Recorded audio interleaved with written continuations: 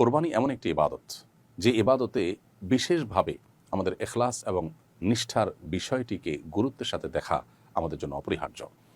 যে সমস্ত ইবাদতের মাধ্যমে আমরা পার্থিব কিছু ফিডব্যাকও পাই, সেগুলোতে নিয়তকে বিশুদ্ধ রাখাটা নানা কারণে চ্যালেঞ্জিং হয়ে পড়ে।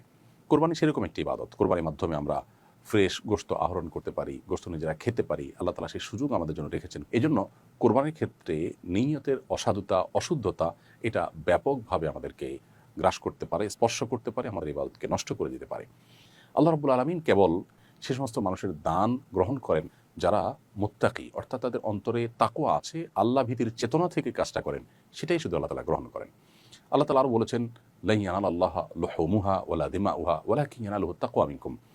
তোমাদের কোরবানির পশুর রক্ত, গোশত এর কিছুই আল্লাহর কাছে যায় না, তবে তোমাদের অন্তরে অবস্থিত তাকওয়া, চেতনা, এটি আল্লাহ তাআলার কাছে যান।